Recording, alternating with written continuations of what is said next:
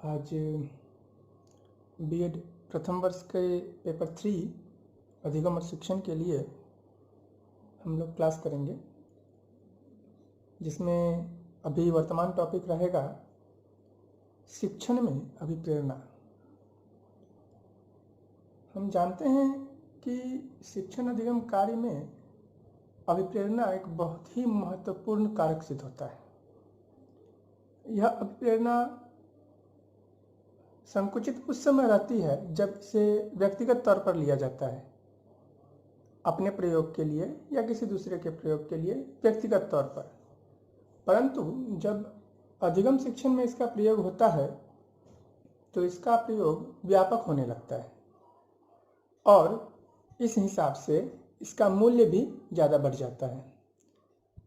अर्थात अभिप्रेरणा अपने आप में बड़ा ही महत्वपूर्ण विषय है और एक शिक्षक के लिए प्रयोग में लाने के लिए यह एक उन्नत अस्त्र सिद्ध होता है जो वह अपने छात्रों को शिक्षण कार्य के लिए इस्तेमाल में लाता है। अभी हम लोग अभिप्रेरणा के कंसेप्ट अर्थात संप्रत्यय के बारे में चर्चा करेंगे।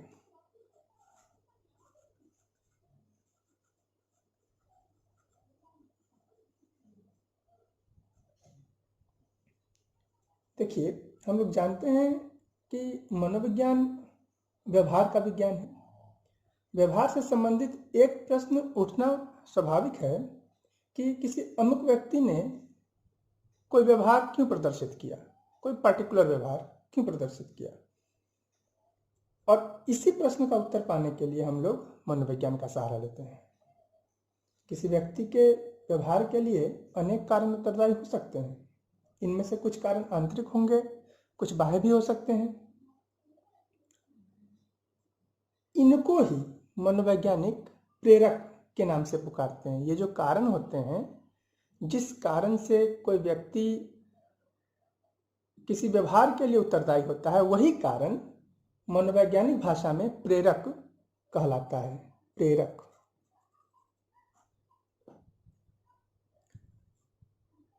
अब यही प्रेरक होते हैं जो व्यक्ति को क्रियाशील बनाते हैं या नई क्रियाएं करने के लिए प्रेरणा देते हैं। किसी निश्चित लक्ष्य के लिए क्रियाशील बनना ही अभिप्रेरणा कहलाता है। यही अभिप्रेरणा रुचि को पैदा करता है, उसे नियंत्रित भी रखता है। मनोवैज्ञानिक केवल आंतरिक प्रेरणा का अध्ययन करता है और उसे ही व्यवहार का आधार मानता है। ये प्रेरणा आंतरिक रूप से मजबूत व्यक्ति को करता है। केवल आंतरिक अभिप्रेरणा को ही शिक्षण में स्थान क्यों दिया गया है?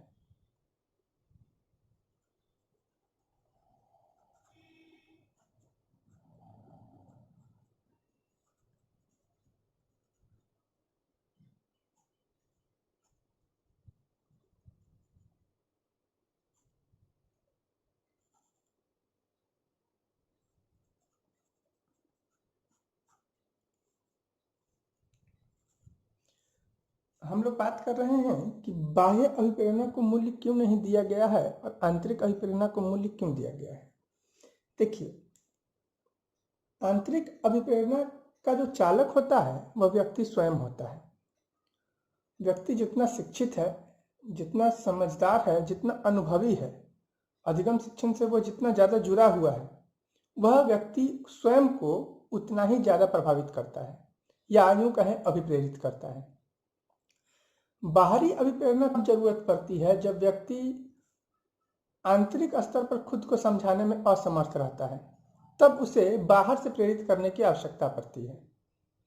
बाहरी अभिप्रेरणा संभव है कि प्राथमिक स्तर के बच्चों के लिए उचित हो, परंतु बोधात्मक और अनुप्रयोगात्मक स्तर के जो विद्यार्थी होते हैं उनके लिए आंतरिक अभिप्रेरणा सबसे ज़्यादा महत्वपूर्ण सिद्ध होता है।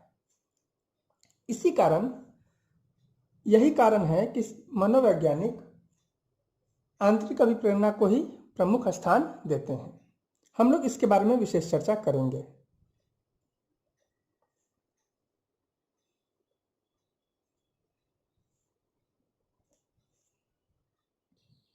उससे पहले अभिप्रेरणा को समझने के लिए कुछ विद्वानों की परिभाषाओं का सहारा लेते हैं। जॉनसन महोदय के अनुसार प्रेरणा सामान्य क्रियाओं का प्रभाव है जो प्राणी के व्यवहार की ओर इंगित करती है और उनका मार्गदर्शन करती है। देखिए, इस में जॉनसन महोदय साफ साफ बता रहे हैं कि प्रेरणा एक ऐसी सामान्य क्रियाएं हैं जो प्राणी को क्या करना है उस ओर इंगित करता है। दरअसल यह एक मार्गदर्शक के रूप में कार्य करता है। वहीं वुडवर्थ के अनुसार प्रेरक व्यक्ति की वह दशा है जो कि निश्चित व्यवहार करने के लिए और निश्चित उद्देश्यों की प्राप्ति के लिए उत्तेजित करता है। वुडवर्थ महोदय बता रहे हैं कि किसी सर्टेन काम को करने के लिए किसी सर्टेन व्यवहार, किसी पर्टिकुलर व्यवहार को जब चयन करते हैं और उस काम को करते हैं, इसके पीछे जो प्रेरक कार्य करता है वही अभिप्रेरणा कहलाता है। तो स्पष्ट है इन दो परिभाषाओं से कि प्रेरणा एक आंतरिक शक्ति है जो व्यक्ति का कार्य करने के लिए उसे ही अभिप्रेरित करती है। यह दरअसल एक अदृश्य शक्ति है जिसको देखा तो नहीं जा सकता है। हाँ, इसके व्यवहार, किसी व्यक्ति के व्यवहार को देखकर हम अनुमान लगा सकते हैं कि वह किस प्रकार से और कितने स्तर तक अभिप्रेरित है। तो स्टूडेंट्स, ये हमारा कॉन्सेप्ट था। अब हम लोग इससे आगे बढ़ेंगे। वैसे यहाँ एक बात ध्यान देने योग्य है कि प्रेरणा का शाब्दिक अर्थ और मनोवैज्ञानिक अर्थ दोनों में अंतर है। प्रेरणा के शाब्दिक अर्थ में हमें किसी कार्य को करने का बोध होता है। इस स्थिति में हम किसी भी उत्तेजना या स्टिमुलस को प्रेरणा बोल सकते हैं, क्योंकि उत्तेजना के अभाव में किसी भी प्रकार की प्रतिक्रिया संभव नहीं है।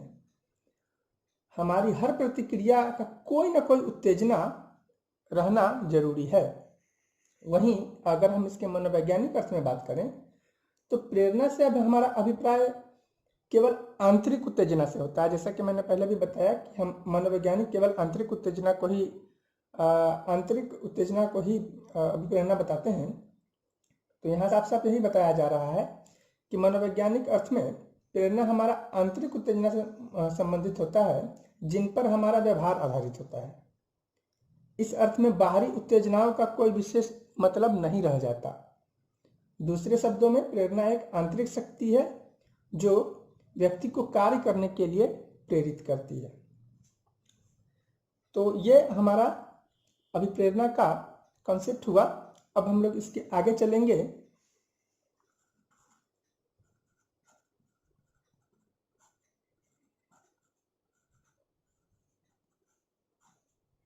इसके प्रकारों के बारे में जानेंगे।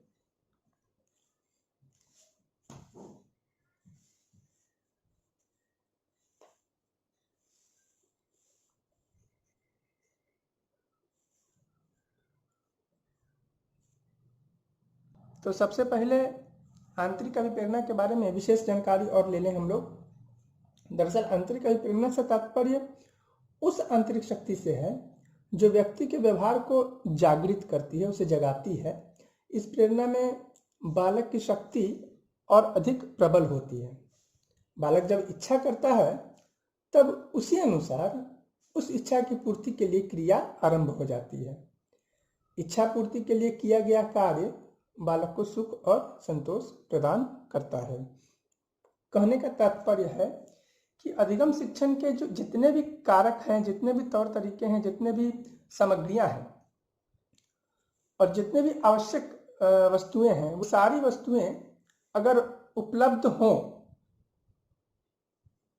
लेकिन अगर अभिप्रेरणा न हो तब अधिगम शिक्षण कार्य प्रारंभ नहीं हो पाएगा या अत्यंत शिथिलता से होगा और उसका कोई मूल्य भी नहीं रह जाएगा। अर्थात क्रियाशील होने के लिए कर्ता को ही क्रियाशील होना होता है। अगर अधिगम कर्ता क्रियाशील नहीं होता है तो उसके क्रिया का कोई फल भी नहीं मिलने जा रहा है। और अधिगम कर्ता को क्रियाशील कौन बनाता है? अभिप्रेरणा। अर्थात अगर क्रियाशील होने वाला व्यक्ति या अधिगम कर्ता खुद से ही या स्वयं से ही अभिप्रेरित है, तब वह कम सुविधाओं के साथ भी, कम सहायताओं के साथ भी अधिगम कार्य को शुरू भी कर सकता है और समाप्त भी कर सकता है। परंतु सारे गुण, सारे सुविधाएं होने के बाद भी अगर छात्र में अभिप्रेरणा की कमी है तो उसका शिक्षण संभव है कि शुरू भी ना हो, खत्म तो खैर होगी भी नहीं। अतः हमें ध्यान रखना है कि आंतरिक अभिप्रेरणा जो किसी भी छात्र के लिए सर्वाधिक महत्वपूर्ण है, उसे भीतर से जागृत करने के लिए और उसे क्रियाशील बनाने के लिए। यही कारण है कि मनोवैज्ञानिक बार बार आंतरिक अभिप्रेरणा पर ही जोर देते हैं। आगे बात करेंगे बाहरी अभिप्रेरणा के बारे में। बाहरी अभिप्रेरणा का प्रमुख उत्तेजक वह उद्देश्य होता है जिसकी प्राप्ति बालक का लक्ष्य होता है। ऐसी प्रेरणा में बालक बाहरी तत्वों से प्रभावित होकर कार्य करता है, अर्थात इसमें बालक की अपनी इच्छा जो होगी वह गौण हो जाती है। औपचारिक शिक्षा सीखने के लिए बालक में इच्छा का विकास होना कठिन है, क्योंकि यह दूसरों के द्वारा नियोजित किया जाता है। अध्यापक नई क्रियाएं सिखाने के लिए प्रशंसा, निंदा, पुरस्कार आदि का प्रयोग करते हैं। यही सभी कारक बाह्य प्रेरणा के संघटक हैं। और मैंने जैसा पहले भी बताया कि यह प्राथमिक कक्षाओं में औपचारिक शिक्षा देने के लिए ज़्यादा उपयोगी माना जाता है। तो बाह्य अभिप्रेरणा आप तभी इस्तेमाल करते हैं और वैसे ही छात्रों पर इस्तेमाल करते हैं जिनमें आंतरिक अभिप्रेरणा की शक्ति नहीं होती है या समझ नहीं होती है। ठीक है, तो हम लोग अभी इस निष्कर्ष पर पहुंचते हैं कि अभिप्रेरणा में छात्रों के लिए सामान्यतः आंतरिक अभिप्रेरणा ज़्यादा आवश्यक है और उपयुक्त और तर्कसंगत भी है। बाह्य अभिप्रेरणा प्राथमिक स्तर के औपचारिक शिक्षाओं पर ज़्यादा लागू होता है, क्योंकि यहाँ छात्र अपनी इच्छा से नहीं पढ़ते हैं बल्कि औपचारिक शिक्षा को पूरा करते हैं। तो ये एक और हिस्सा समाप्त होता है। अब हम लोग इसके आगे बढ़ेंगे। अभिप्रेरणा में आगे हम लोग जानेंगे अभिप्रेरणा के विभिन्न अंग। ये वही अंग हैं जो किसी अभिप्रेरणा को क्रियाशील कराता है या इसे होने देता है। इसके कौन कौन से पार्ट्स होते हैं जो अभिप्रेरणा को संपन्न कराते हैं, इस बारे में हम लोग अभी चर्चा करेंगे। अभिप्रेरणा के विभिन्न अंगों में पहला अंग आता है आवश्यकताएं, यानी नीड्स। यह किस प्रकार अभिप्रेरणा को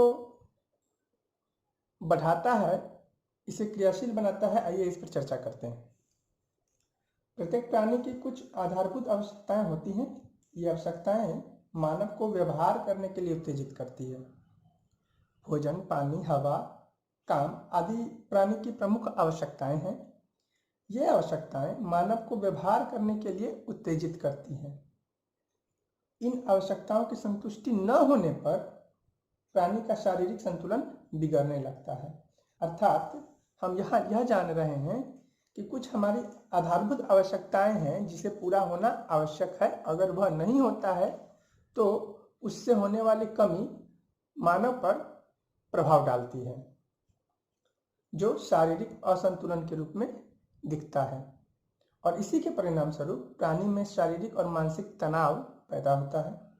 मनोवैज्ञानिकों का विचार है कि आवश्यकता के कारण उत्पन्न तनाव किसी न किसी व्यवहार या क्रिया को जन्म देता है।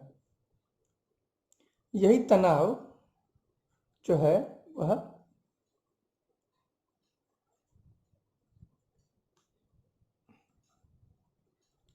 व्यवहार या क्रिया से सीधे सीधे संबंधित होता है। अतः अधिकांश व्यवहार को तनाव कम करने वाला कारक माना जाता है। उदाहरण के लिए बालक को जब भूख लगती है तब उसमें तनाव पैदा होता है। इसी तनाव के कारण वह भोजन की तलाश की क्रिया आरंभ कर देता है। भोजन की प्राप्ति पर ही क्रिया समाप्त होती है और उसके तनाव का अंत होता है। इससे स्पष्ट यह होता है कि अध्यापक का कार्य केवल आवश्यकताओं की संतुष्टि तक ही सीमित नहीं है, बल्कि उसको भौतिक और सामाजिक वातावरण का गठन कुछ इस प्रकार बनाना होता है जिससे इच्छित तनाव और इच्छा की रचना भी हो और फिर उसे मार्गांतरीकरण करके उन दक्षताओं और समस्याओं के समाधान को सीखने में किया जा सके जो तनाव को कम करने में सहायक हो। अर्थात शिक्षक का काम सबसे पहले आवश्यकता पैदा करना है जिसके कारण तनाव पैदा होगा, जिसके कारण छात्र क्रियाशील होगा, और यही नहीं रुकना है, शिक्षक को फिर उसे क्रियाशील बनाकर उसकी मदद करते हुए उससे संतुष्ट भी कराना है जिसके कारण उसकी आवश्यकताएं पूर्ति हो जाएंगी और छात्र संतुष्ट हो जाएगा। अभिप्रेरणा का पहला अंग है आवश्यकताएं। कुछ आवश्यकताएं जो एकदम सर्टेन होती है हमारे लिए, और शिक्षण में शिक्षक का कार्य होता है माहौल वैसा बनाना जिसमें छात्र अपनी नई आवश्यकताओं को खोजे और उसके पीछे क्रियाशील हो, उसे पाए और फिर संतुष्ट भी हो जाए।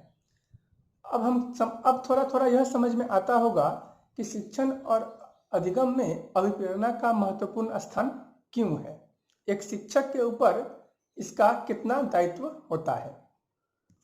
आगे बढ़ते हैं और दूसरे अंक की ओर पहुंचते हैं, चालक या अंतर्नोद, जिसे हम लोग ड्राइव भी कहेंगे। इसके अंतर्गत क्या आता है आइए जानते हैं। अभी हम लोग बात कर रहे थे आवश्यकताओं के बारे में, यहीं से आगे बढ़ते हैं। आवश्यकता प्राणी के अंदर तनाव पैदा करती है। यह तनाव जिस रूप में अनुभव किया जाता है वही अंतर्नोद या चालक कहलाता है। प्राणी की आवश्यकताएं उनसे संबंधित चालक की जननी होती हैं। चालक की व्याख्या करते हुए बोरिंग, लैंगफील्ड और वेल्ड ने लिखा है कि चालक आंतरिक शरीर की क्रिया या अंग की दशा है जो विशेष प्रकार के व्यवहार के लिए उत्तेजना प्रदान करती है। और डेशिल महोदय ने कहा है कि चालक शक्ति का एक मौलिक स्रोत है जो मानव के अंगों को क्रियाशील बनाता है।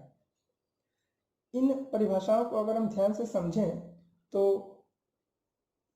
इस निष्कर्ष पर पहुंचते हैं कि दरअसल तनाव की जो अवस्था होती है, आवश्यकता के बाद जो तनाव की जो समय होता है, तनाव का जो अवस्था होता है, वही अवस्था ड्राइव या अंतर्नोद होता है जो उसे कार्य को करने के लिए प्रेरित करती है, किसी भी कार्य को संपादित करने के लिए प्रेरित करती है।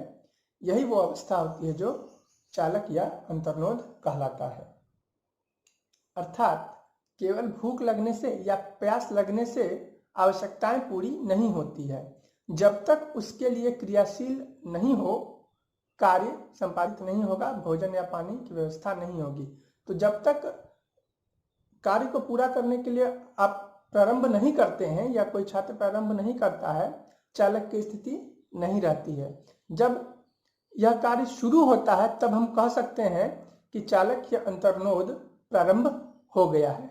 अर्थात दूसरा पॉइंट, चालक या अंतर्नोद अर्थात ड्राइव आवश्यकताओं को पूरा करने के लिए उठाया गया पहला कदम होता है। अभिप्रेरणा का तीसरा अंग है प्रणोदन यानी इंसेंटिव्स। हम जानते हैं कि आवश्यकता चालक को जन्म देती है और जिस तत्व द्वारा बालक की संतुष्टि हो जाती है उसे ही प्रणोदन कहते हैं। इसमें वातावरण के वे तत्व सम्मिलित होते हैं जो चालक को संतुष्ट कर देते हैं। जैसे भूख चालक की तृप्ति भोजन के द्वारा होती है, तो जब तक भोजन सामने नहीं आता है चालक संतुष्ट नहीं होगा। अर्थात यहाँ जो भूख का जो प्रणोदन होगा वह भोजन होगा। एक परिभाषा से इसे समझते हैं, बोरिंग, लैंगफील्ड और वेल्ड के शब्दों में प्रणोदन को एक वस्तु, परिस्थिति या क्रिया के रूप में परिभाषित किया जा सकता है जो व्यवहार को उत्तेजित, उत्पन्न या निर्देशित करता है। और आसान भाषा में अगर कहें तो प्रणोदन एक प्रकार का उद्दीपन है, एक प्रकार की स्थिति जिसको देखकर कार्य करना शुरू किया जाता है। तो हम लोगों ने देखा अभिप्रेरणा के 3 अंग जो आवश्यकताएं, चालन या चालक है और तीसरा प्रणोदन है। दरअसल इन्हीं 3 हिस्सों में अभिप्रेरणा बटा हुआ है और इन्हीं 3 हिस्सों को क्रमबद्ध तरीके से जब पूरा किया जाता है तो अभिप्रेरणा का एक कार्य घटित होता है। मतलब अगर कोई छात्र विशेष अभिप्रेरित हो रहा है। और यहाँ जब भी अभिप्रेरणा की बात हो कृपया आंतरिक समझें। जब भी अभिप्रेरित हो रहा है और अभिप्रेरित होने के बाद वह किसी कार्य को क्रियाशील होकर करता है और संतुष्ट भी हो जाता है, इसका तात्पर्य है कि वह अभिप्रेरणा के इन तीनों अंगों से होकर गुजर रहा है। आवश्यकताओं, उसके बाद चालक और फिर प्रणोदन। आवश्यकताएं जो उसे कार्य करने के लिए प्रारंभ कराती है, चालक जो उसे उकसाती है काम करने के लिए, और प्रणोदन जो उसे संतुष्ट कराती है। यही तीन हिस्से हैं जिससे कोई एक अभिप्रेरित कार्य संपन्न होता है। शिक्षकों का दायित्व यहाँ यह है कि वह किस प्रकार छात्रों में आंतरिक अभिप्रेरणा को जन्म दे ताकि वह नए कार्य के लिए आवश्यकता महसूस करे, उसे पूरा करे और फिर संतुष्ट भी हो। यह शिक्षण अधिगम कार्य के लिए अत्यंत आवश्यक है। अगर शिक्षक यह कार्य कराने में सफल होता है, इसका तात्पर्य यह है कि उसे छात्रों पर बहुत अधिक मेहनत करने की आवश्यकता नहीं है। छात्रों को बस एक दिशा निर्देश देना है जिसके कारण वह अभिप्रेरित हो और वह अपना आवश्यकताओं को पैदा भी करे और उसे पूरा भी करे। यहाँ